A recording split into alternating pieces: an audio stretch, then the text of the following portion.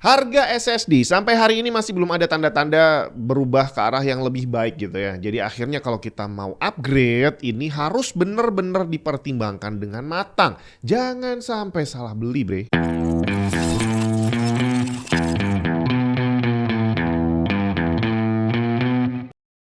Ya, harga SSD sampai hari ini masih terus-terusan naik gitu ya. Ada yang bilang kalau ini hanya sekedar bubble yang sebentar lagi bakal meletus. Tapi ada banyak berita yang menyebutkan bahwa kondisi ini akan semakin diperparah tahun depan dan akan lebih panjang lagi ceritanya, nggak berhenti-berhenti gitu lah ya. Terus ada juga yang bilang bahwa perusahaan AI itu sebenarnya dalam kondisi merugi. Jadi tinggal tunggu waktu mereka nggak kuat melanjutkan lagi. Tapi walaupun dibilang begitu, kontrak baru senilai ratusan miliar dolar untuk bikin fasilitas AI baru terus-terusan ada, bre. Jadi akhirnya mana yang bener kita nggak tahu. Tapi ada satu hal yang pasti, bahwa mau harganya kayak gimana pun, kalau kita udah butuh untuk upgrade, itu nggak bisa ditunda, bre. Kalau ada yang nanya waktu paling tepat upgrade SSD itu kapan, saya akan jawab tahun lalu. Tapi waktu berikutnya yang paling tepat adalah sekarang. Kalau memang butuh, langsung upgrade aja daripada nunggu-nunggu. Iya kalau turun, kalau tambah naik. Yang pasti pertimbangan pertama yang harus kamu lakukan adalah yakinkan bener-bener bahwa kamu butuh upgrade.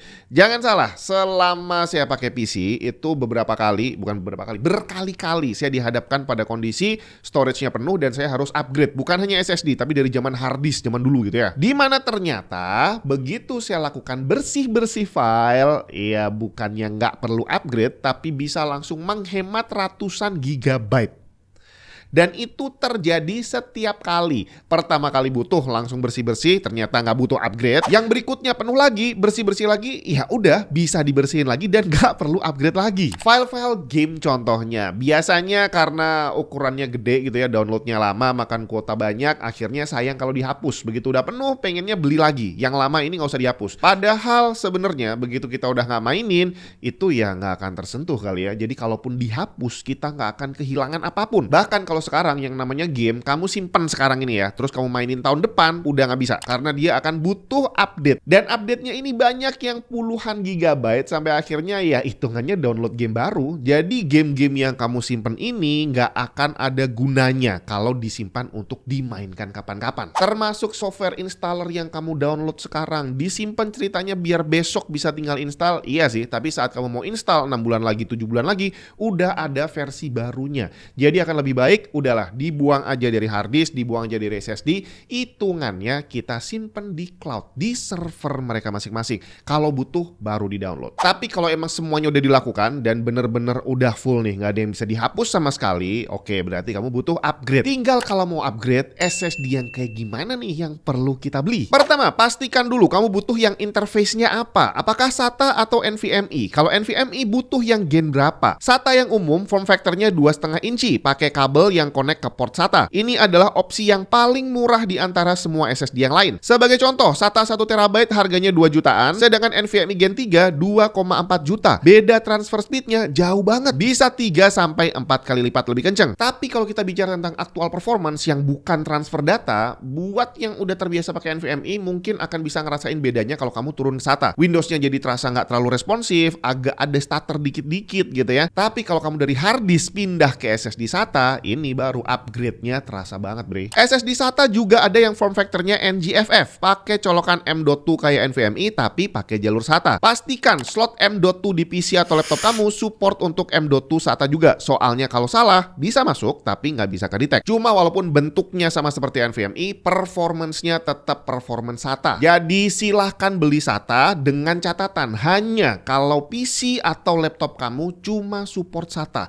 Kalau udah bisa support NVMe, upgrade-nya langsung ke NVMe aja. Tinggal NVMe ini ada banyak. Ada yang Gen 3, Gen 4, Gen 5. Bukan generasi NVMe-nya, tapi generasi jalur PCI Express-nya. Dimana semakin baru generasinya, semakin kenceng speed-nya dan otomatis harganya juga semakin mahal. Kalau tadi Gen 3 standar, bukan yang gaming, harganya 2,4 jutaan. Gen 4 standar, bukan gaming, harganya bisa 3 juta lebih. Bukan gaming ini artinya pertama dia nggak pakai heatsink dan kedua speed-nya juga belum maksimal. PCI Express Gen 4 bandwidth-nya speednya bisa up to 8000 MB per second. NVMe Gen 4 standar begini speednya nggak sampai segitu. Yang saya contohkan tadi cuma 5000-an. Ada lagi sesama Gen 4 yang speednya bisa mentok lebih dari 7000 Mbps, tapi harganya lebih mahal lagi. Gen 3 dan Gen 5 juga sama. Ada yang bisa memanfaatkan bandwidthnya sampai mentok, tapi ada yang nggak sampai segitu. Tinggal apakah kita butuh SSD yang speednya sekenceng itu. Tapi sebelum bicara speed, kita harus pastikan dulu slot NVMe di motherboard atau laptopnya support generasi berapa. Kalau hanya support Gen 3, ya beli SSD-nya Gen 3 aja. Jangan yang lebih tinggi karena nggak akan bisa jalan maksimal. Kalau jalurnya cuma 3000, bakal percuma beli NVMe yang 10000 karena akan tetap jalan 3000 aja. Beberapa sistem macam soket AM5 dari AMD, kamu perlu cek juga CPU-nya pakai apa. Motherboardnya bisa Gen 5, tapi CPU tertentu seperti Ryzen 8000 hanya support Gen 4 aja. Jadi intinya belilah SSD yang sesuai dengan generasi yang disupport sama sistem kamu. Nggak usah beli yang lebih tinggi karena nggak akan ada gunanya. Oke bang, berarti kalau sistem saya bisa mensupport Gen 5, apakah lebih baik saya beli yang Gen 5 sekalian biar bisa memaksimalkan performance-nya? Ini yang menarik. Bandwidth yang dijual sama pabrikan SSD, di mana mereka nulis lebih tinggi generasinya, lebih kencang transfer rate-nya, itu beneran yang bisa kita rasakan